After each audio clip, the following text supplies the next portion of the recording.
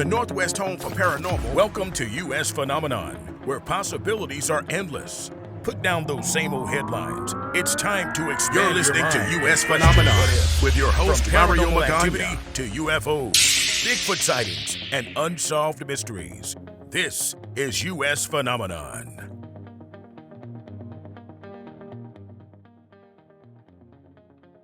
World's Fair, the Space Needle. Good evening, good morning, good afternoon, wherever you are on God's green earth. I am your host, Mario Magana. This is a special episode of U.S. Phenomenon. We pay tribute to the legendary Bob Rivers, a pioneer, a true pioneer of radio, a master of parodies who kept us all entertained and inspired for decades. His iconic voice, that sharp razor wit, has left an incredible mark on the airwaves, on all of us who had the opportunity and privilege to listen in. But we're not going to do this alone. Joining us for this incredible tribute is one extraordinary voice who was a part of the magic that was the Bob Rivers Show. I am thrilled to welcome Joe Bryant, who is shaping the future of radio as an instructor at KMIH and as in inspiring the next generation of broadcasters. As we dive into the unforgettable memories, the behind-the-scenes stories, and the impact of Bob's incredible career. So grab your headphones, crank the volume, and let's celebrate the legend himself, Bob Rivers. Welcome back. Welcome to U.S. Phenomenon, Joe Bryant. Welcome to the show. Hey, thank you, Mario. And it's great to see you, even on a video screen. It's been a while. It's been such a long time. Like, Joe, you know, everyone's had their opportunity. I know that on our affiliate radio stations across the platform, our flagship station, I know that John Carlson had the opportunity to have you on the show. For those who may be listening and driving around, and there's so much about Bob that from cross-pollination from dial to dial, from one dial knob to the other, where you guys were at such a young age, coming up through the 90s, doing the KISW stuff. I mean, more shock jock-ish then, right? You know, giving away not cars, but maybe females. Do you remember those bits? Well, now I'm a teacher, so I don't know how much in depth I want to go into my early life, but no, I'm only kidding. We did a bit called Win a Girl Wednesday. So we gave away a girl every Wednesday for several years. And it was basically a dial a date. You would introduce the girl, and and also it was great because my job back in those days was to do a ton of things, and one was answer the request line. So every Wednesday we had a girl that would answer the request lines, because basically we would introduce her, she would say what she's looking for in a guy, and then she would start taking calls, and then if she found one that she thought she could handle, going out and having a dinner or a coffee or a concert or something with, then we would send them out on a date. And I think that's, that stuff we did in the early 90s. I think it's probably even done better these days by guys like Jubal, who, took it to the next level. But yeah, that was one thing we did. Bob definitely came into Seattle to shake things up. And I don't know if we were shock jocks. Maybe we were mild shock jocks, Sure. And I appreciate you saying we were so young, because I don't ever feel like I was too young doing this, but I guess compared to where we are now, I started working with Bob in 1990, and that was 9 years after I graduated high school. So I was kind of slow to coming into professional radio. Bob was literally been talking on the radio almost since he could walk, and he had his first professional job, I think, when he was 14. So he was a true radio guy for sure. And in my experience of running into him at literally end of his broadcast of the what everyone would call back then was the 95.7 KJR 95.7, the sunshine on the back of your car sticker. Just for me to come in as a broadcast engineer then, was the complexity of the show was so dynamic on how you guys would do things. You guys had a very large, like a lot of moving pieces, And at that time in my broadcast career, I was like, wow, this is a lot. Having Pedro and Luciana, in one room doing audio and things of that nature.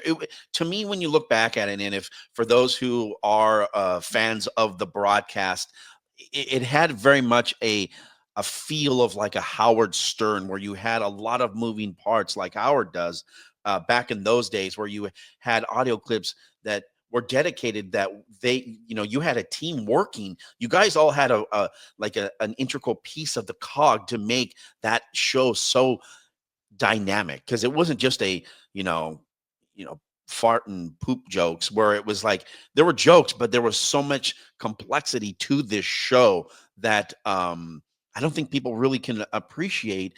You listen to it and it's like, oh yeah, that was a great show, but the moving pieces, Joe, were just quite interesting to me, that there was this complexity. It wasn't just, oh yeah, turn on the mic and go.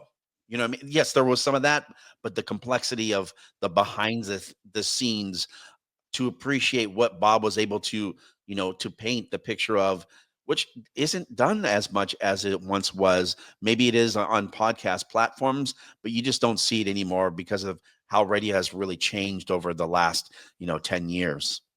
Yeah, well, we were doing really a national kind of show to our local audience, and at some points were syndicated into other places, but Bob never did anything halfway, and he always went big. And yes, humor would, if you're going to describe our show in one word, I think it would be funny, but also with that is quality, and he worked very hard to with song parodies and our bits and our guests and everything. We put a ton of preparation in there. We didn't just go in there and open the mics, especially me. I don't figure myself to be quite as quick-witted or maybe even smart as Bob and Spike. So I came in a couple hours early every day just to research our guests and to get ready for what we did. And you mentioned Pedro and Luciana. They really were just amazing producers, and really in those years of our show, really were probably our best as far as putting consistent content out there. And they would work really tirelessly. Luciana would pursue a guest, until she got the guest. We would say, we want to talk to this guy, and she would make it happen. So it was an ensemble show with tons of moving parts. And I think the reason you don't see it so much now, well, it's money. It's hard to justify the salaries for 6 to 8 people to do a radio show, especially a local one. You have to be like Howard or somebody that is got a really huge national brand to be able to afford to pay everybody. Sure. But Bob kept it going. And in fact, there were several times when there was talk of cutting somebody, including myself in the early 90s. KISW, we got a new guy come in, and he says, I envision a show with 2 voices. I think 3 voices is a little too much. I think that Joe guy is probably talks a little slow, and we could probably get rid of him. And Bob said, well, if you get rid of him, you're going to get rid of me. That'll save you a lot of money, I guess. So I got to stay. And Bob kept the team together.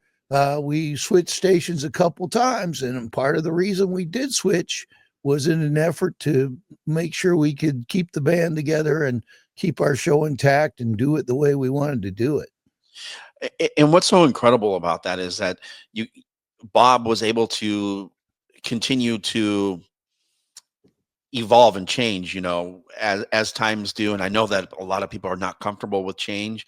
The evolution of the Bob River Show, as we talked about, maybe doing, giving away someone as a date, which you look at it now and it's like, you guys were ahead of your time. Let's be honest. I mean, people are on dating apps swiping left and right, and you guys were just helping people out, and the evolution and change of the Bob River Show to move to different stations, from a KISW to a KZOK to a 95.7 KHRFM. The evolution, I mean, it was just, every time I came in, I very, still very young in my broadcast engineering career then, intimidated. I was like, wow, this is a lot. But never was Bob rude to the staff and people that assisted him. Always great, grace, very kind, gave great insight. He knew what he was missing. If there was something missing, I remember there was processing, and he was right. There was something wrong with the processor. I believe the processor was missing. One of the caps had blown out, but he could hear it. I couldn't hear it, but he could. He was like, there's something wrong with this processor.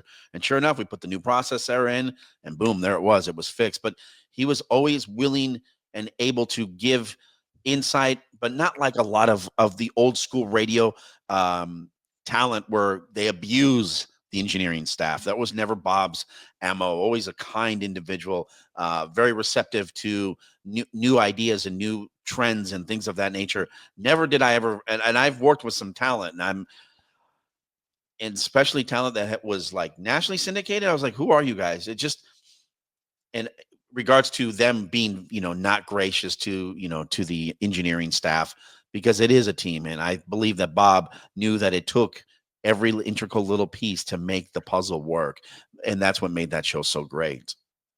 Well, you bring up two, I think, key things. Number one, as far as our show evolving, we got older, and so did our audience. As you mentioned, in KISW, it was a hard rock station. We were in the middle of the grunge universe when Nirvana and Pearl Jam and all that was going on. We were, doing big rock concerts, and our audience was going to big rock concerts, and so were we.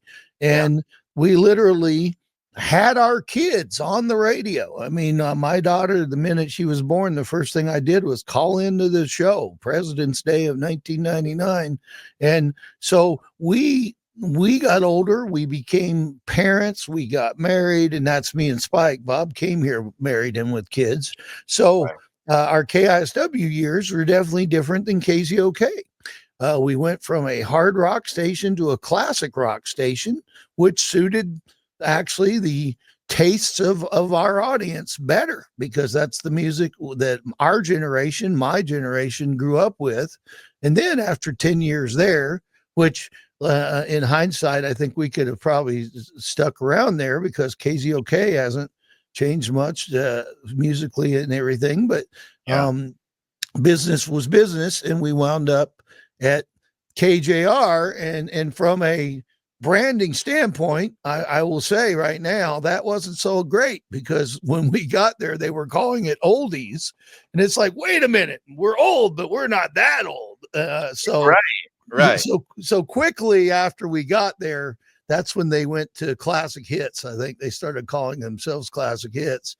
But so that's kind of how we evolved, was just the aging process, and we took a lot of people along with us.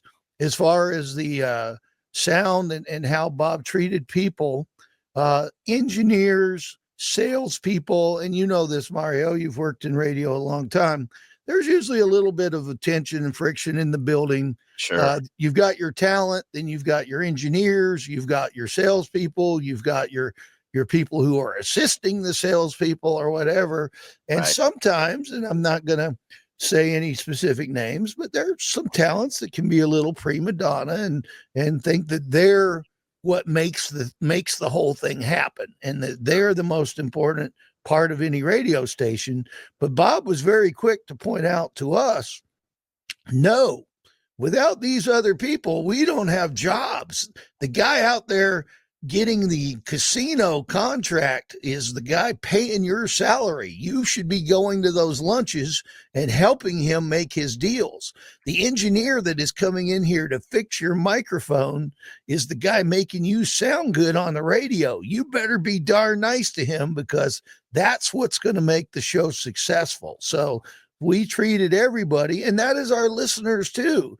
If with no listeners, there is no show. So Bob was really, it wasn't just for business. He just also happened to be a really special guy who was curious about other people, and he found, interest in everybody. So that's kind of the philosophy that we did our show by, and I think that's why we got to do it for 25 years at a high level. And it also buys you a little grace if you do have a down rating month or something. And, the people are more willing to give you a little benefit of the doubt if you're a good guy, you're doing good things in the community, you're treating everybody right. So that's it was not only the right thing to do, but it was good business to be with young engineers like yourself to make sure. And as far as the technical side, he was a recording engineer as much as he was a radio personality. I mean, the song parodies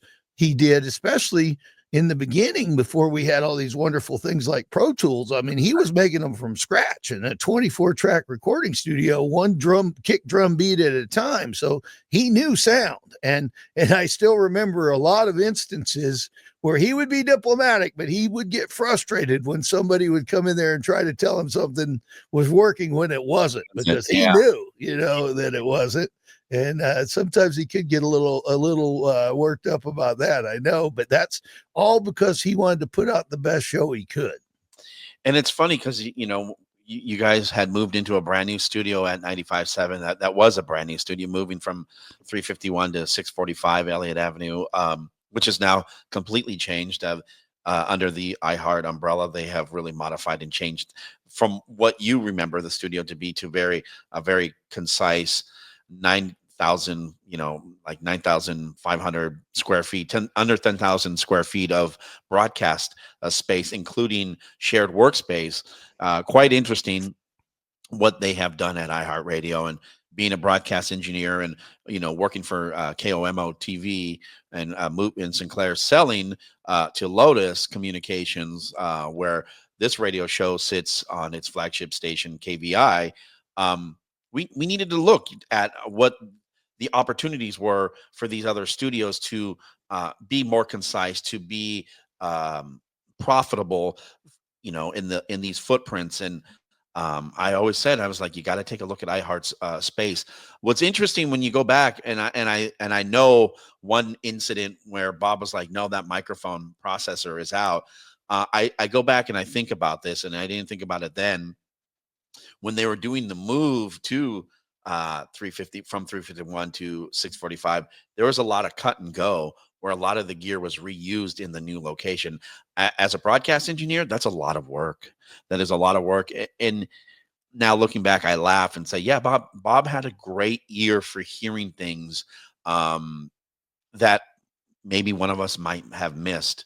And it's difficult in back in those days where things were a little more trim in regards to having the gear that you wanted to make sure you had on standby to make sure we're like, okay, we're going to rob Peter to pay Paul. But in that instance, I do recall Bob having, having that knack and that ear to hear something was wrong. And he was sure right. There was something wrong with that processor.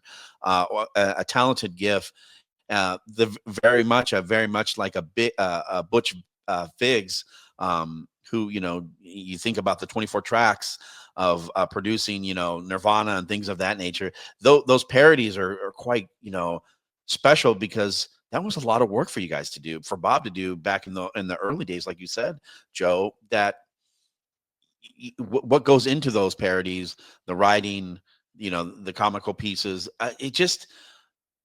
they're great pieces that will live in time for all of us to enjoy.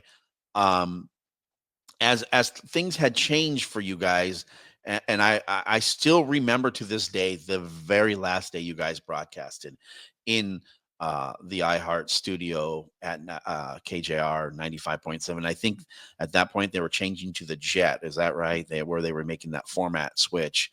It was quite interesting because you knew that Bob was ready. Was that right? Is that how I remember that? It wasn't a push out. It was it a retirement? It's vague to me on that piece. Well, first I'll start back where you started, was with the move from one Elliott studio to the other, which you probably know a lot more about than me, but I do know when we were hired by Clear Channel, now iHeart, we were under the impression that we were going to be broadcasting the Ackerley building, or whatever you want it's called these days. We thought that's where we were heading to, and apparently there was a deal with Seelig, with the owner of the building, where they either lost their lease. I think it was some big tech company wanted to take the whole building, so they had to quickly move. So they had this morning show to sign on, and no studio really to put us in. So I do know the engineers worked 24/7 to basically build a radio station, down the street where we wound up being. And I'm guessing that it was done pretty quickly, and maybe some corners were cut. So I think there were some inconsistencies in that studio, but it was a radio palace. I'd never been in such a nice studio. It was big. They even had a couch for our guests to come, and it was just an amazing facility. But I think, just like a new house or anything, it had some quirks and inconsistencies. But you guys were awesome to work that out. As far as our last day goes, it wasn't. I don't know if I'd say it's voluntary. Basically, what happened, and we get back to, once again, the dynamics of the business had changed.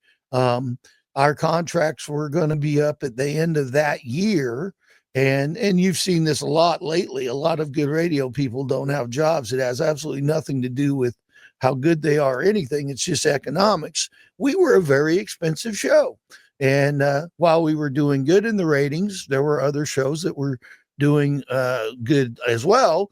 And a lot of the advertising dollars had gone out of radio and into digital anyway. So we definitely got to leave on our own terms. In fact, we got to say goodbye for like a month. Some people don't even get to say goodbye. Sometimes you sign off and you're getting ready to go home for the weekend, and they bring you in and they say, by the way, give us your keys. You're done. This is this big dude here will escort you out of the building with, we'll mail you your stuff. I've seen it go that way.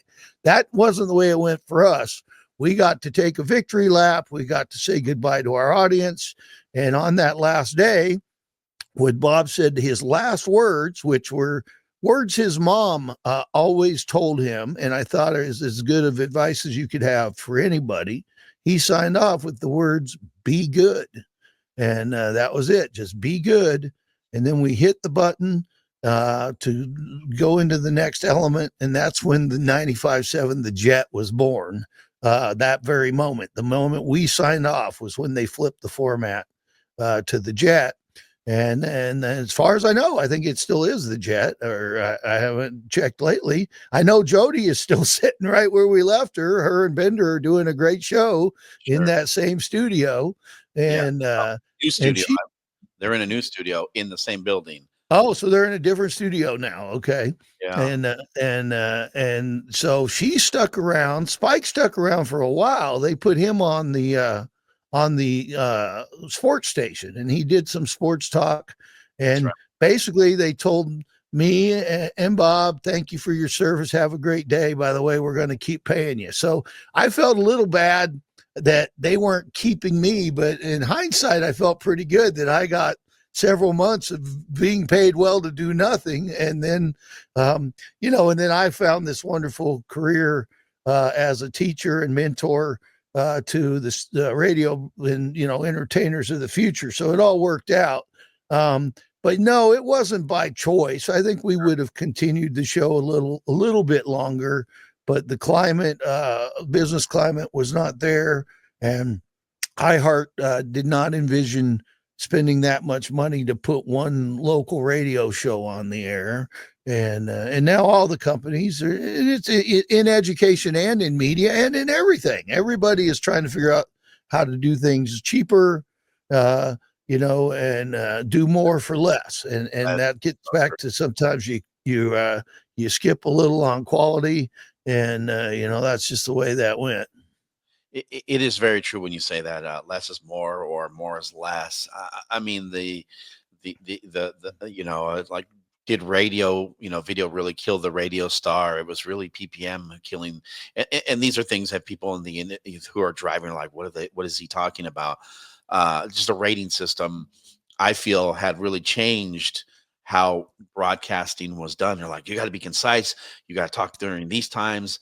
And I don't know that to be true because, we did see other pioneers like uh, you guys, BJ Shea, being able to break the mold of continue to do long form content like you guys did on your show. Yes, you were playing songs, but there was more spoken word than there was songs in these shows, breaking that barrier of these rating systems that, I don't, to this day, I bet, I have my own personal opinions in regards to that stuff. Now, once you guys were done with the radio show and you guys were essentially what everyone calls on the beach or retired, semi-retired for Bob, or retooling yourselves, you going into the industry of teaching, being able to teach the next generation of broadcasters, entertainers. When you, what was something that you guys did that when you guys took that break, were you guys still trying to retool to do podcasting at that point? What were you guys doing to continue to keep the band together besides doing the shows and things of that nature, like the parody shows of Spike and the Impalers? Well, Bob was done. I mean, or for all practical purposes, he signed off and he meant it. At least at that time, he sold his place in North Bend and bought a maple syrup farm in Vermont.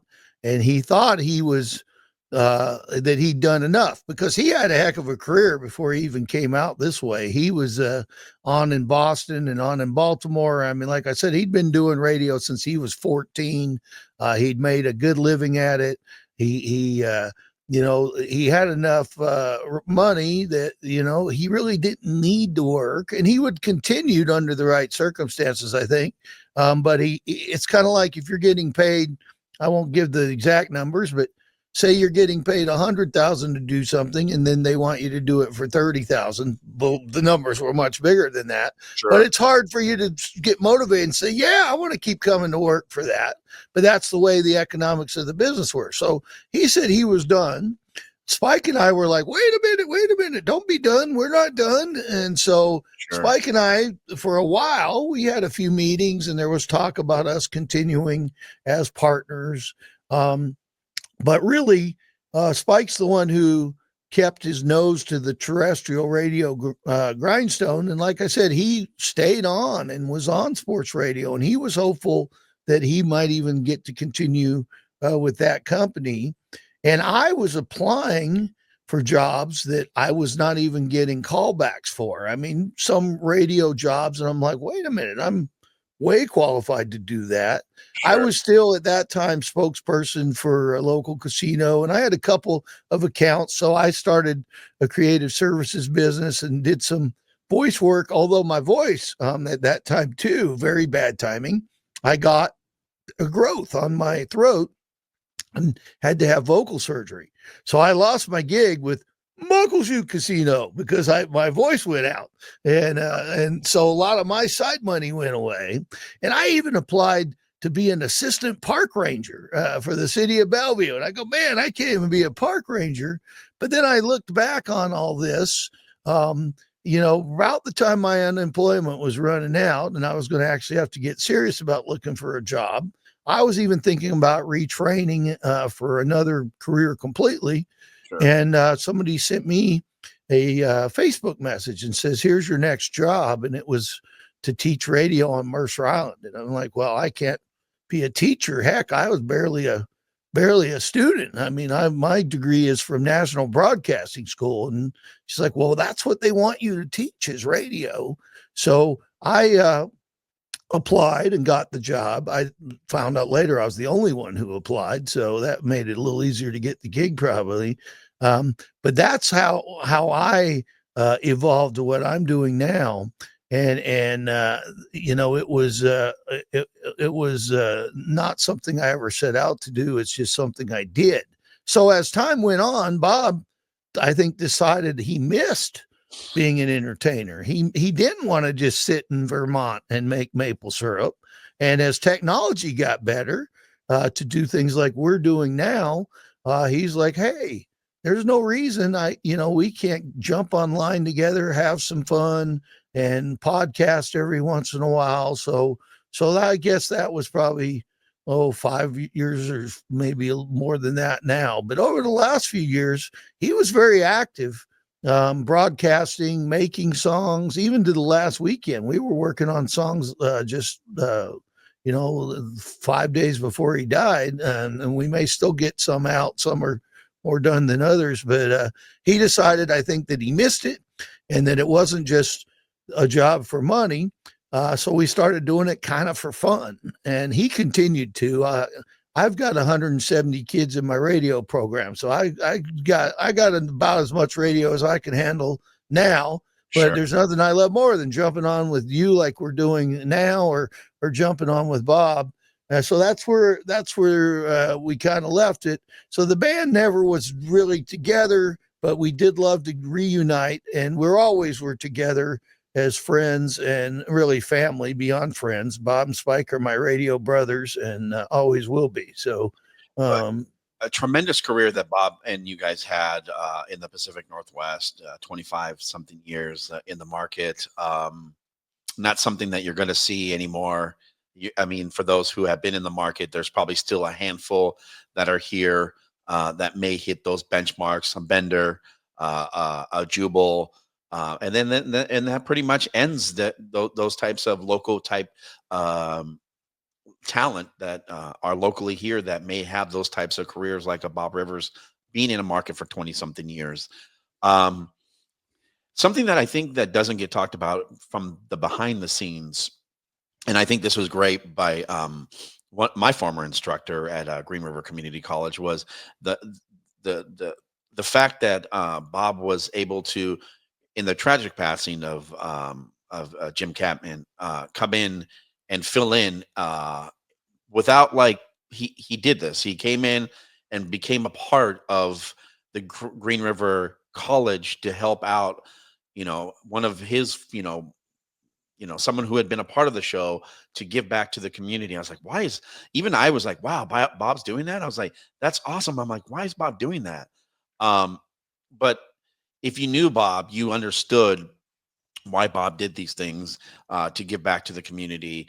I know that you had more of a closer connection with him in those states. What was, when Bob would share these, if he shared anything about the Green River experience to you, were you able to take any of that and bring it to the KMIH level? Well, first of all, you got to know a little bit about Campy, Jim Campman, because the reason Bob did that was to honor Campy, and Campy was the best. And I don't think there would be a Bob Rivers show, the Seattle version, without him. When Bob came to town, Campy was our news person and a radio veteran. This guy had been in Seattle, and he was the man. I don't know if you ever got a chance to work with Campy or knew much. You probably knew him in Green River, right? And so, yes. So he's just the best guy in the world. In fact, he married me. He was the officiant at my wedding, and I was sitting around KISW one day, and he asked me how the wedding plans were going, and I said, "Well, pretty good, Campy, but don't have anybody to do a service. We don't really go to church. We are people of faith, but I don't have a particular minister and stuff." I said, "I just want somebody that'll do a good job, that knows me a little bit, and that'll, we'll make it cool." And I said, "Somebody like you." I said, how about you be our minister?" And he's go, "Well, how did I do that?" So I showed him how to get ordained as a minister. And then Campy went on to marry several people, but me and my wife were his first. And I was, we're still together, Campy, so it's working good. But anyway, even though Campy had left our show several years before, once again, in a business decision, somebody decided those guys need a girl to talk to. There's too many guys on that show. And so Campy went to be an instructor at Green River eventually, and had a very sad and tragic end to his life, just in an accident. And so Bob just went in, and I thought Tom out there at Green River, he wrote a piece recently that explained it really well. Campy left classes that needed a teacher. And Bob was like, "Well, I can do that. I've got the time." And then he wound up doing that for a while. Now, I never, I always think about me as, well, I'm the guy teaching people radio. Well, Bob was teaching people radio way before I ever was. And while there's not any curriculum, so to speak, from Green River, I don't know exactly what him and Campy taught, but I have my suspicions.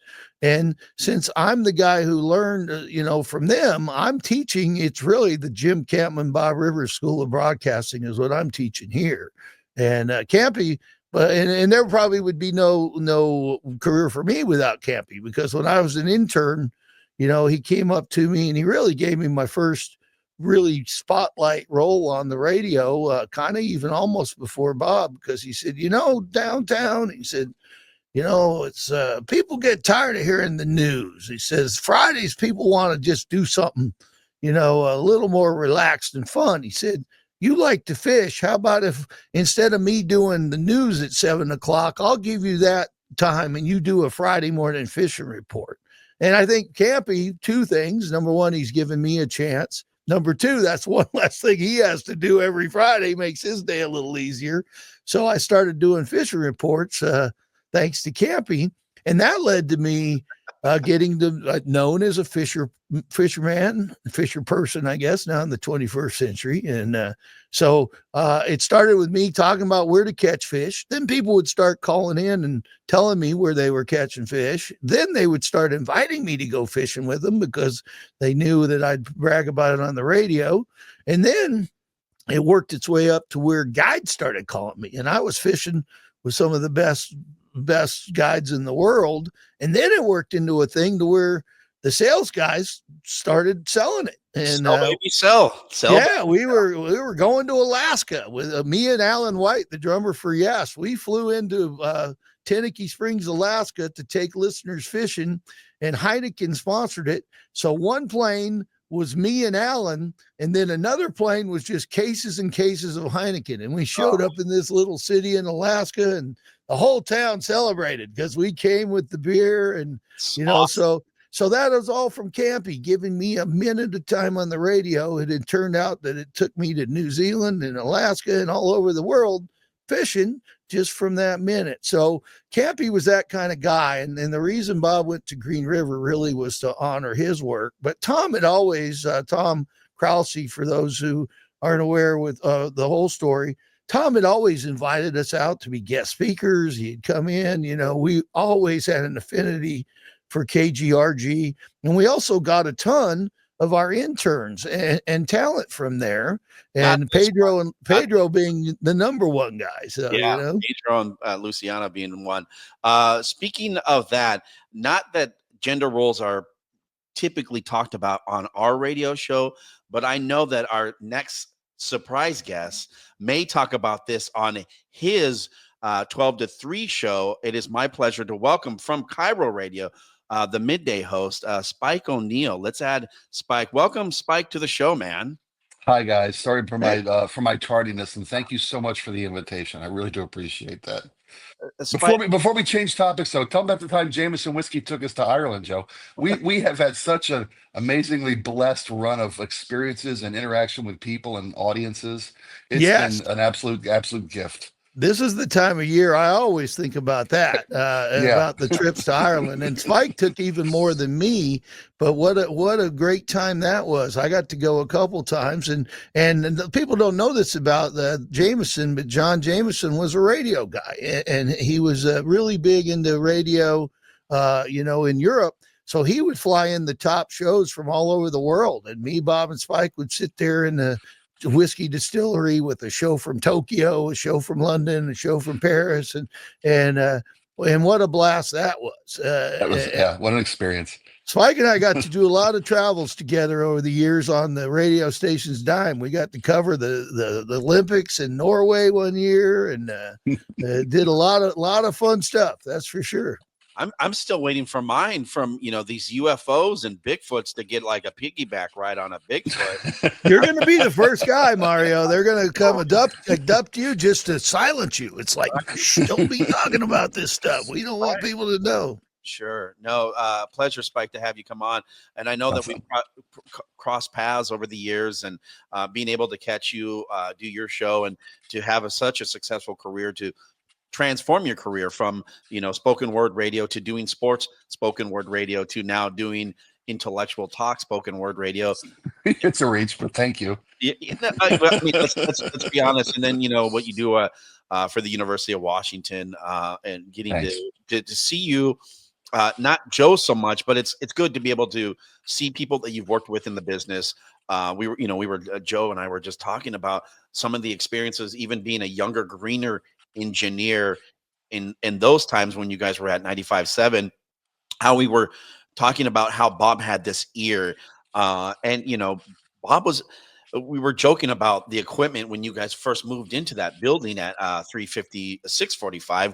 The Ackerley building was the palace of all palaces that you guys never got to work in.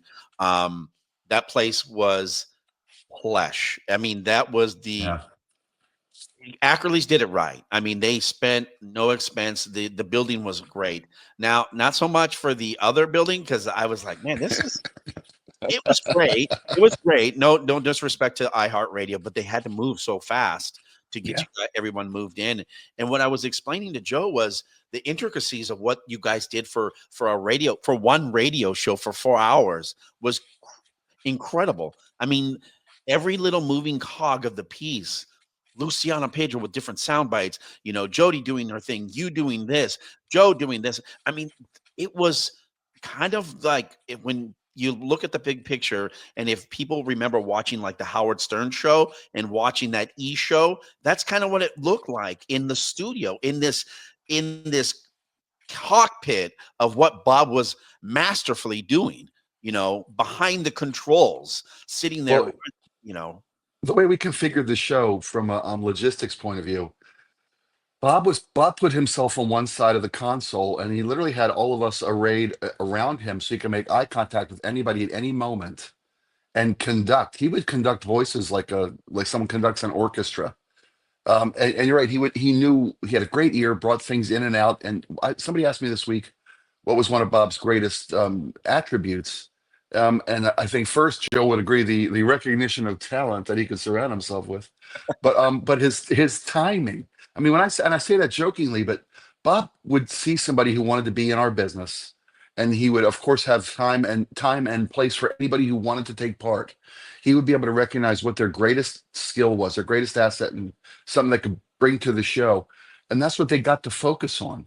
Bob would never make you do things you didn't want to do. He'd find somebody else that wanted to do that and supplement the cast with somebody who had a passion for that particular element of what he was bringing in, so that everybody did it to the fullest of their abilities and everyone loved what they were doing. And I think that really, he cooked that soup together better than anybody I think that's ever done the job before, was gathering people and getting the most out of them.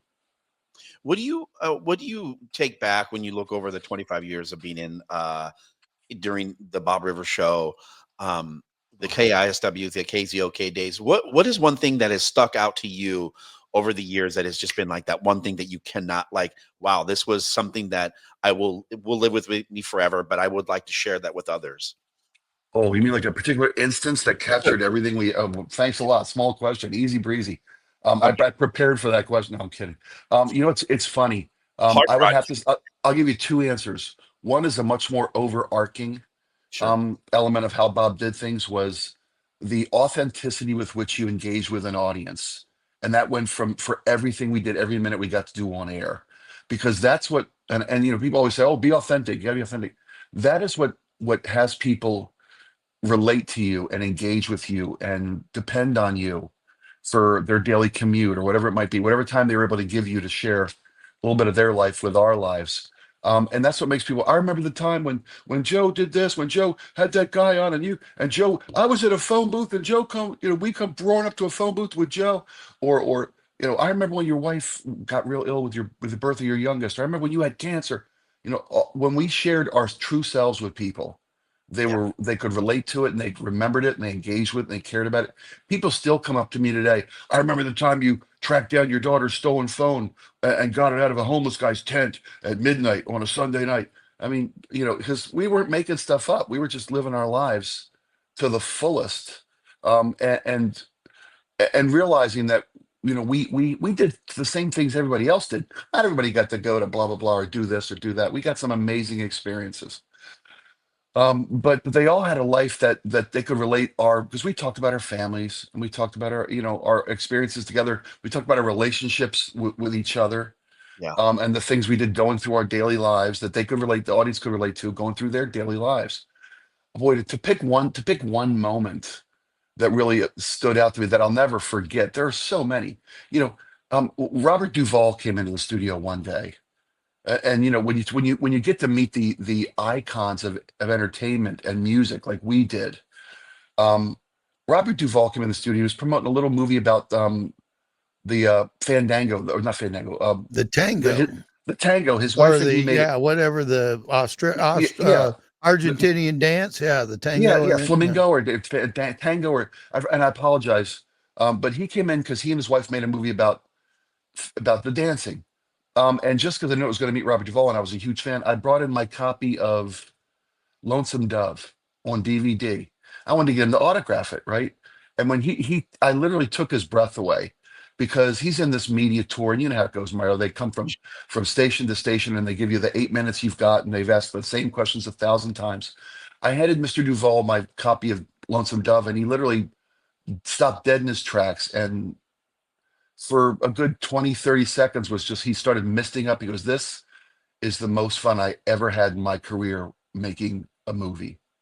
He goes, we got to actually be cowboys for months and live on the plains and sleep in tents and ride horses and rope cattle. He's and seeing that my appreciation of his work brought back some of the greatest memory that he ever had in his career making a project. I'll never forget that. That was just hit me like a thunderbolt. Or watching Booker T play live in the studio, sitting next to us. The things we got to sit front row with over the years was just watching Blue Oyster Cult, my very first band I ever saw in concert when I was 15, come to Bob's house and set up. And this was before we had a full-blown Bob's Garage recording studio at home. Yeah. You're talking about how Bob made it sound, got it perfect. The guitars were in Bob's living room and mic'd up. The bass was in Bob's bathroom and mic'd up. The drums were in the garage mic'd up. The singers were in a different room, so you could get a good geographical sound mix. Is the only way to record this. But to watch these legends of live music, Ozzy came to Bob's house. I mean, Paul Rogers, Robin Trower, you name it, the bands who came through town that we were able to meet and sing backup on records on these Bob's Garage recordings with. Right. So it's like, oh my God, what an experience. I'm trying to remember at the end when you guys were. I think didn't Bob? I think Marty Hadfield was the only engineer that was like allowed to go to Bob's house to work on. I think he may have had a mobile studio. He may have done some mobile stuff. I don't remember. I'm trying to recall, and I'd have to ask Marty Hadfield on that piece. But I remember there was times where I think that Marty had gone out there a couple times to assist to Bob's house. Yeah, to help out on a couple things. Well, he set Bob up because Bob lived out in North Bend, and right. They wanted, and this was now a lot of people, especially with the pandemic, started broadcasting from their house, but it was a pretty new thing then.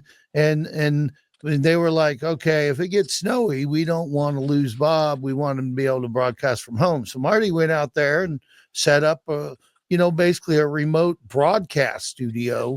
That's right. So he could do his show from his house, which then every time Bob, I'm not feeling so good. Maybe we should stay at home. He started getting a little bit more of those days. So he had that, but he also had a full-blown 24-track recording studio with a Trident 80 board. And I mean, stuff that any band would be proud to record in. So word got around, that here's this guy out here with this amazing stuff. And by the way, if you go out and record a song at his house, he'll talk about you like crazy and you'll sell out your little casino shows. And that's the way Bob's Garage started with Blue Oyster Cult. They were the first. And a friend of mine, Brad Zirkle, another guy, rest in peace. Brad wanted us to go out to Bremerton. Blue Oyster Cult was having a show at some hotel or something out in Bremerton. Blue Oyster Cult would play they played tirelessly everywhere. Yeah, still do. Yeah, and still do. And Bob said, I'll go to they wanted us to go to an in-store record signing to promote it and get people out there. Bob said, I'll go to their record signing if they'll come to my house and play in my garage. And Brad said, okay, let me see what I can do. And sure enough, that's the way that whole thing started. And then after that, Brad and Carl Pennington, who still promote shows in town, they started bringing in bands like the Outlaws and Foghat and these classic. Remember that? Oh my God, yeah. Yeah, these classic rock bands, Nazareth and all this stuff. And that's where it started, recording out at Bob's house, these bands. And then the local bands, and I mean big local bands like, Melvins and Queensryche and stuff, started wanting to do Grunt it. Truck and Goodness and Grunt Truck, Goodness, and that kind of started going. And then as far as what really it all kind of transpired into, and you probably helped with a lot of these, Mario, in our last years, we had live music just about every Friday at the end of the show. We would finish it off, and at the Subaru studio, right? The Subaru, they built us an in-building studio for bands. That's right. Right. And we were getting people that I'm still huge fans of, but when they were, I mean, the first radio shows that Derek Trucks or Lucas Nelson, Willie's son, and, those, we were some of the first that they'd ever had live radio exposure. Now they've gone on to do great things. Aaron Jones, the first time, and he wrote a really nice tribute to Bob. First time Aaron ever got any attention on the radio was from us, and I saw him playing at a little show and said, man, this guy's amazing. And Joe brought him into us, that we were all like, holy cow. Yeah, and Aaron's gone on to, he's tours the world now, but live music was always something we were all fans of, and it was something also that transcended formats. We, even though we're on a rock station or a classic hit station, Rachel at Jazz Alley would bring us Arturo Sandoval or Stanley Jordan and these jazz legends. Al Di Meola, one of my favorites ever, comes in and plays live. And like Spike said, I'm sitting as close to Al Di Meola as I'm sitting to my wife at the dinner table watching him play and just in awe. And that's where you guys on the engineering front came in really handy. Phil Van Loo at KZOK did a ton of great work for us to make those things sound good and make them happen. And that was, once again, just going above and beyond anybody's expectations. And one thing that made our show really special, I thought, was the music element. When you talk about that, it became a thing where a lot of radio stations, we need to have one. Everyone needed to have their little niche or their little own live performance studio place, the iHeart Radio studio thing that that Carter Subaru had sponsored, or even for Lotus Communications when we were moving the stations as I was the chief engineer, we were looking at a space within the building when at that point, they moved into they went from a palace at, Como TV at Fisher Plaza or Como Plaza, moving into a 10,000 square foot building on Lower Queen Anne next to, wherever it is now. We built a space so that they could have live performance studio, have a live performance in case, 101.5 wanted to have a guest in it. And I attribute to this because everyone had a little, a performing studio space, moving, 99.9 KZOK, which is now part of the iHeart family. It's just interesting to hear those evolutions. And let's not get it twisted. There was a lot of work that went into those shows. Oh yeah. I mean, those, what the listener behind the scenes, what goes into, putting the sound checks and things of that nature, like a live concert on the radio. And, people are just driving around just like, oh my God, this is awesome.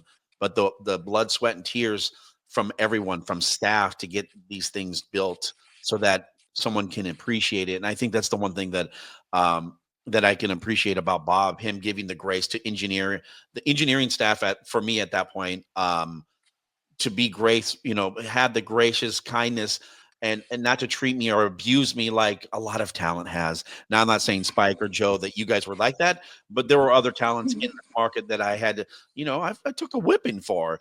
Yeah. Um, Yeah. you just didn't get that from Bob, and Bob was always kind and just, thank you for your help today. We're going to get it right. I know we're going Well, to in the well, pitch. yeah, earlier when I said that, he recognized that everybody had a hand in making the show the best it could be, and he saw that. Of course, with engineering, he was making records as passionately as he made radio from his first time on the air back in the '80s in New England when he made his first Twisted Christmas album and he made his first song parodies. He fancied himself a recording artist. He wasn't kidding around. He wasn't just some radio guy who could write jokes and make it sound funny. He was a recording artist. Joe talked about the studio at Bob's house. Bob knew that to make a record that sounded exactly like the Beach Boys, you had to have the right, compressor on the vocals. You had to have the right microphones. You had to play it through the right amplifiers. He would scour the world buying pieces of vintage gear because I want to make this one record by Herman's Hermits, and I know it was recorded into this microphone. He bought microphones from Abbey Road Studios because we love making Beatles records. Remember those, Joe, the Telefunkers he brought in? You He bought them bet. from Abbey Road. He bought a piece of gear online, and this was like as the internet was just coming of age, and opened the world up to Bob's pocket, basically. Bob bought a piece of gear online from some guy that didn't realize who it was, or initially didn't know it was just a piece of gear he wanted. It turned out to be Pete Townsend. Oh, Eel Pie Studios. Yeah, from Eel Pie. And Bob calls and makes a phone contact. Lady was this one says, "Oh, what's he bought now?" Or he was buying something from Bob, actually, I think. Or I forget on the note. Bob got me an autograph from Pete Townsend. He says, "Yeah, do me a favor, have him throw in an 8x10 autograph to Spike from Pete, because Spike's a big fan." I mean, the guy stopped at nothing. There was no bridge too far to make it the absolute best radio show, live production, recorded piece of art. Bob cared. You're right. His ear was everything, and nothing was a bridge too far to get it to be the very best, and it showed. we know that you're still on the radio. Yeah. So let me ask you, what was your favorite frequency? Oh, my favorite time. I guess your favorite time of the show. Yeah. No, that's a great question. That's really hard because you never forget your first. Someone flashed you their boobs. KISW. We were the morning rock show when grunge exploded. Yeah. We got to hang with all those guys. From Alice to PJ to Soundgarden. I remember having a movie premiere and sitting right in front of Dave Grohl at a movie when Nirvana was just got signed. I mean, the things we got to do, and then with KZOK. Then it was the music that we grew up with that we're walking through the doors of our studio every day, and the staff that we got to work with, from Katie Faulkner to Slayton to Dan Wilkie to Gary Crow to Robin and Maynard, that we shared studios walls with the people in this town. And when we finally got to when we got to KJR, and the beauty of KJR, and I'm trying to find something nice to say about these guys because they have kind of buried me twice. But that being said, no one buries Spike. Thank you. They fully embraced, and they kept trying to find a way to make it work in an evolving radio world to cater to Bob's needs to do the show. I don't want to say demands, but needs to do the show right. When they told Bob to thin the staff, Bob's like, "I can't thin the staff. We need everybody that does this. Everybody does an integral part of what we do." And like you said, to building us the Carter Subaru studio, or to making sure we could, accommodate our audience. Sure. But it's funny because I mean, now I get to do 3 hours of talk radio, and Bob, it was fun. It's funny how things come full circle. Because when we were doing music, and we evolved from music to talk while we're still at KISW. Yeah. And Bob got it, and Bob had it itching to do more than just bits and songs and whatnot. And Dory Monson at Cairo was a dear friend of Bob, and they collaborated and communicated on a lot of different things. And Dory told him that he should come be a talk show host. And Bob got his feet wet doing fill-ins shifts at Cairo, and then brought Joe and I in. And Dory told Bob, like, and Bob knew this, but Dory said, if you're a talk show, you're not subjected to the popularity of the music. You control your destiny. You control the value you bring to a station. Yeah. So over a 2-year period, we went from 8 songs to 6 songs to 4 songs to 2 songs to none. And it took us 2 years to to stretch our legs and evolve our skill sets. And Bob had the patience with all of us to teach all of us how to do going from 3-minute breaks to 7-minute breaks to 25-minute breaks to a 4-hour talk show. And they gave it, and Dory started that at Cairo with Bob. So now I get to do all talk radio. And you mentioned Green River earlier before I jumped on. You're talking Green River Community College and KGRG. Today is rock, everyone. There you go. When one of the people that came through our doors at the radio station from KGRG was Charlie Harger. Yeah. And at the end of my run, when I had been kicked to the curb the final time, and I had transitioned. I was doing advertising sales, That's and right. And I was at this point I was driving to Portland every week to sell TV commercials in Portland. And I was doing a podcast with Bob, who, even though he was already diagnosed and taking his treatments for his cancer, knew that he wanted to share with an audience. We were doing podcasts, and I'm beating my brains out and beating my car into the ground driving to Portland every week to sleep in a tent in a KOA campground in Portland, just so I could stay 3 days in a row to sell TV in Portland. I finally had it was too much, and it wasn't paying the bills, which really mattered. And I came on Bob's podcast and said, I can't do it anymore. I've done it. First off, radio is about, you need to be loved. That's why we're on the radio. We need to have people tell us how wonderful that we are and how much they love what we do. In sales, it's like, if you don't have 125 rejections a week, you're not trying. I said, I just can't do it anymore. And Charlie Harger heard the podcast at Cairo and went to Brian Bucklew, my PD, and said, we should bring this guy in for some guest hosting. I guest hosted for about 2 weeks, and they gave me a full-time shift. Wow. And Bob was a regular guest. And then when Dory passed at the Christmas a 3 years ago now, they put me on noon to 3 with the first partner. It didn't really work out with Jack Stein and I. But Bob would come on once a week, and we would bring Bob on to do a little segment every week on our show, because we would get all hopped up and bothered on various topics of the day. Yeah. And Bob always had a very even-handed, both sides. It's all going to work. Don't worry. Don't stress it. It's not the end of the world. It's just the end of the week. Relax. You're going to be fine. He had that mentality, and he literally would mentor Jack and I through the time we were trying to build a show together. When it didn't work with Jack, I got a new partner. Cairo had some faith in me and brought Jake Skorheim on to work with me, and we've been doing about 6 months now. And Bob would listen. He air checked me. I swear. This sounds crass, but Bob would listen. I got a call a week before we lost Bob. He's air checking me from his deathbed. I swear to you. Wow. He says, look, you guys you're getting really good. You're doing this, but give Jake a little more time to do this. And don't be so quick to blah, blah, blah. He said, it's not about having a debate. He said, it's not about winning the debate. It's about having the debate, and if you can't see the other person's point of view, if you can't even acknowledge that they've got a genuine, you may disagree with it. Sure. If you can't acknowledge that they've got a genuine point of view that they truly feel and believe in, how are you going to convince them if you can't at least recognize where they're coming from? And this was, the last months, weeks, days of Bob's life. He still wanted to give back to the industry that he loved, and he gave everything to. That's who Bob was. So my favorite stop along the way. I can't tell the difference between working with Bob and Joe, Sure, at KSW or KZOK or KJR. It was still, we were like in this bunker of love, if you will, right. where no matter what the outside influences were, sales, management, program directors, consultants.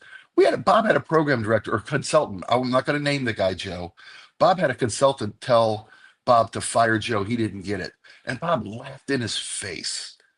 And he's like, if you don't get what Downtown Joe brings to this radio show in this city, you are in the wrong business because you do not get what makes radio radio. Sure.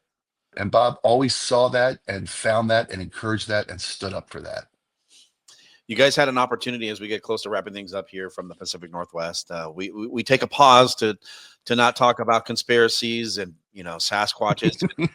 I'm a believer. I love Sasquatch, by the way. I'm a believer, buddy. I was a big fan of the Bigfoot Information Center in the Dalles, Oregon, and I got a lot of Sasquatch books in a box somewhere, Mario. So I'm still looking for the guy. Yeah, me as well.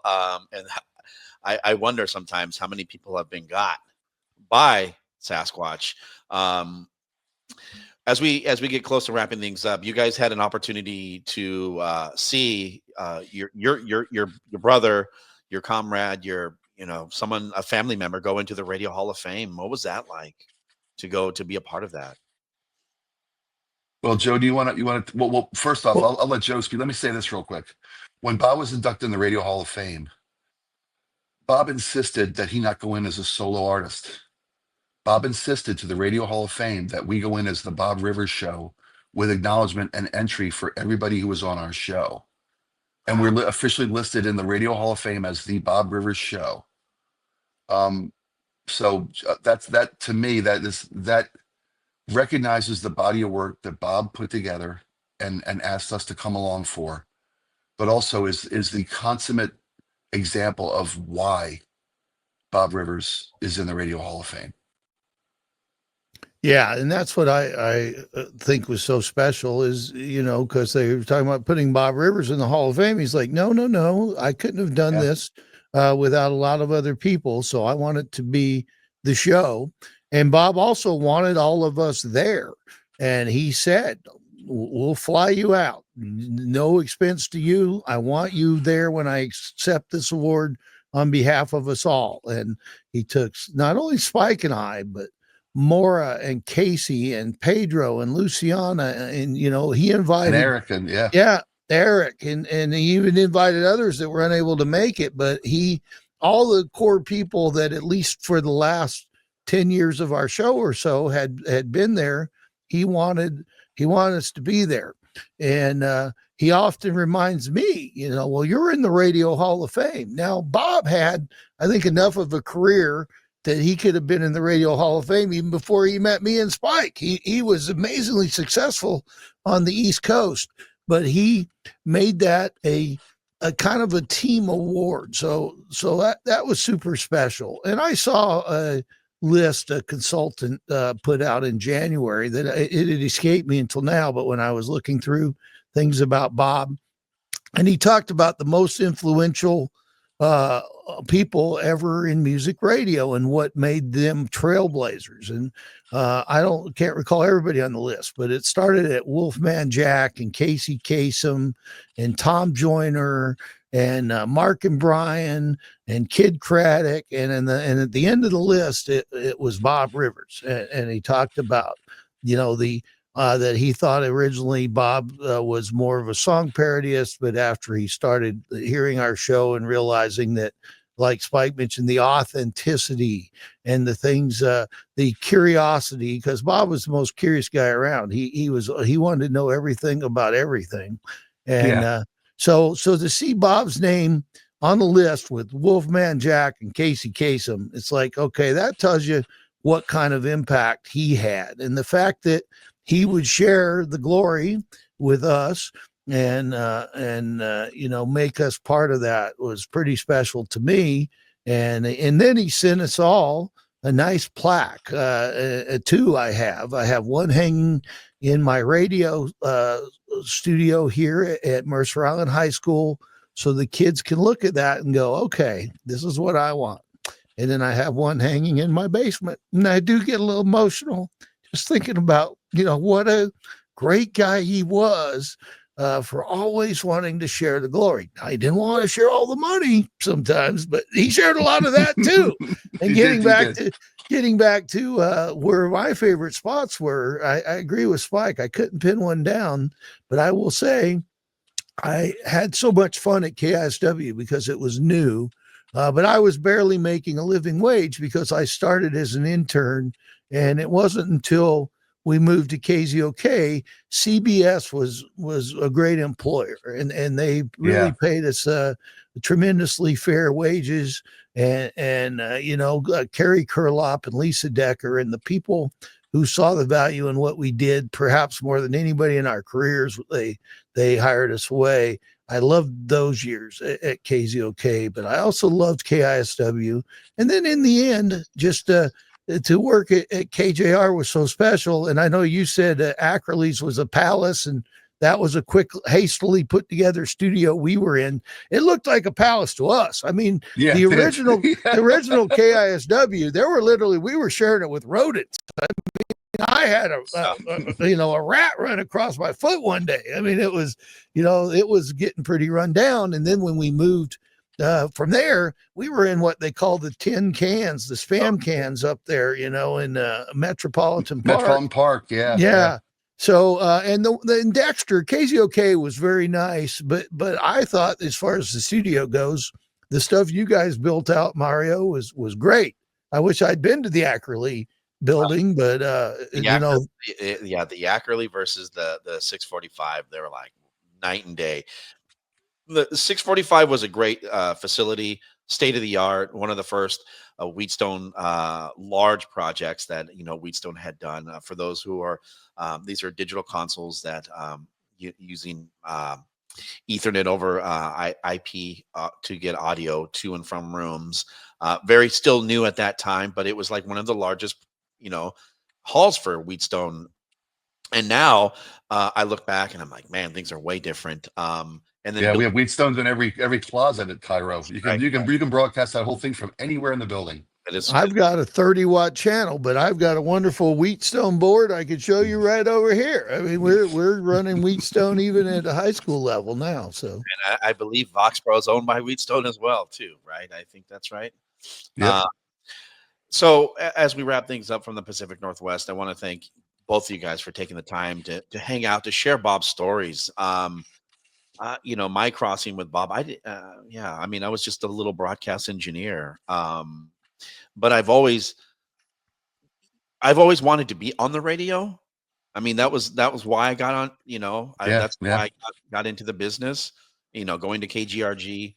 And I thought this was important to me to share that piece, that microscopic piece of my crossing with a tremendous individual who was compassionate about everything that he touched. If it was from making maple syrup to doing broadcasts to parodies, what a special individual who was kind to give time to people who wanted his time, but to share, listening to everyone, over who has shared their thoughts, from Tom Evans to Randy Lane, who I work with on a regular to keep this show in line. And I think that Randy has really done tremendous things for myself to make sure that I am able to be a partner, to be able to share my stories without being like I'm not worthy of it, but to continue to grow. And I think that's one thing that I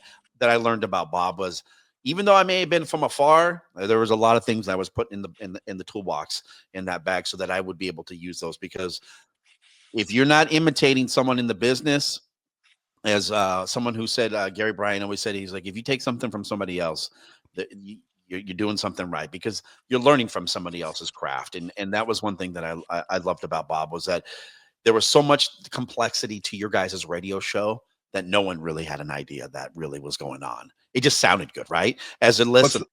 What's the duck analogy, Joe?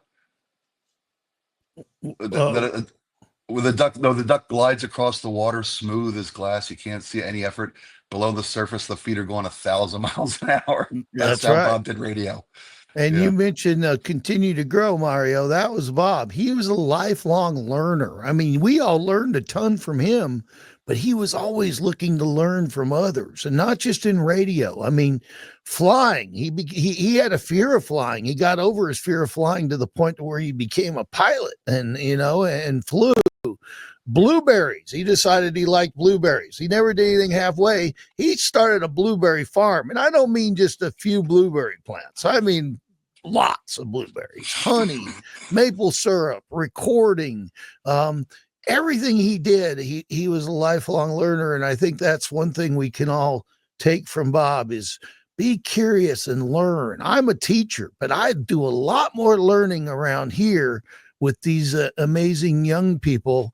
They teach me about as much as I teach them. And I think that's one thing we can all, none of us know it all. And the minute you do think you know it all is the minute you're going to see whatever you're doing decline. Your show's going to get worse, and so being curious, being a lifelong learner, being good to people, those are all things that Bob was really accomplished at, and the lessons that I think everybody can take something away from on the way he lived. As we wrap things up, I just want to thank you both. Joe, tremendous success over there at when my stint was there, it was Hot Jams radio back in those days. Yeah. It felt good to blow up a format. I killed Hot Jams. I mean, I've never got the chance, and it was fine, but it was kind of a hit radio format. It was great, but I'm really proud of you, Joe, for what you've done for that community, for Mercer Island High School. I am very jealous to be an alum of KGRG, to see such a program that does not really exist anymore, that there are a lot of students that should be alumni that should be giving more to that program. And I Joe, thank you so much for being the person to continue to pound the pavement in a small little high school radio station, to continue to evolve and to bring that next chapter. So thank you, Joe. Spike, continue to go kick ass over there at the mighty Cairo.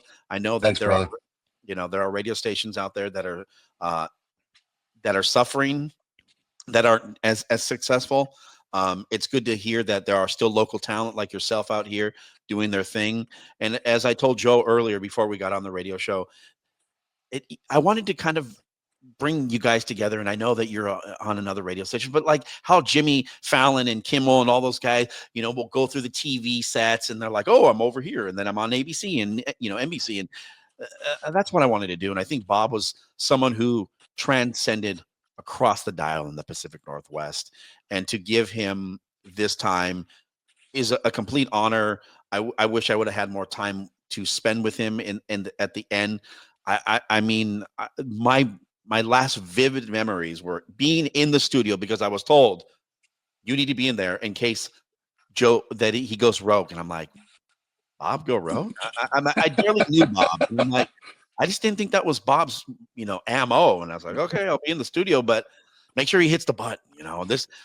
These are things that don't get talked about, the ugly of radio. And that was never him. He was just beautiful in that piece. So I want to, before we leave, I want to leave with a little piece of Bob's voice on the show here. So let's take a listen to a piece of Bob Rivers on 95.7.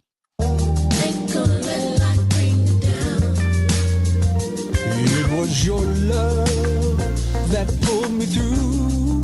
Yes, it did. All right, you wonder who those are? Those are the original Sons of Thunder. Where do you hear the Sons of Thunder story? The original Sons of Thunder will play live today in the Carter Subaru Live Theater. And that's in the 9 o'clock hour. They're talking about their life project. Joe and I were talking about these guys. Famous past they had, and then they disbanded, and now are they back together or just doing a reunion thing? They're back together. They are doing a reunion. They want to make a movie, is what they want to do, to tell their story and to have a big concert. I believe one of them has some health issues now, and they would like to make sure the story gets told. Make sure, so, they were teenage preacher kids, by the way. Being the son of or daughter of a preacher man, well, there's songs about that. It's probably, in some ways, an interesting life. In some ways, not an easy life. Did they sing on that Rolling Stones song, "You Can't Always Get What You Want," or did they just tour with the Rolling Stones? Well, what happened is their dad was a local preacher here in Seattle, and they got so good that word started getting out about these kids. It's 2 black kids, 2 white kids. And 4 kids. Yeah, and they were teenagers at the time, I think 17 to 20, something like that. Well, the Stones and Stevie Wonder went out on this big tour in the early 70s, which was kind of unheard of because in the early 70s, it might be news to younger people, but there were tensions between black and white people. Tension between black and white. Yeah, there still are, but this was. Isn't that still to this day something that the tension is there? Bob was an amazing individual, someone who was able to be an amazing puppeteer, master of. That's a great way to put it. Conductors kinder. Come on. Maybe maybe the puppeteer is more for like a T-Man or someone of that nature. Oh my God, yeah. Yeah. As we wrap things up, I want to thank you guys again for your time. Joe, continued success. If you need anything from me, you know where to get a hold of me. Spike, thank you again so much for your time. My friend. As we wrap things up from the Pacific Northwest, I'd like to thank our guest from my entire team, which is very small, myself, Sophia Magana, Mark Christopher, and myself, Mario Magana. Be sure to look up at the sky because you never know what you might see. Good night.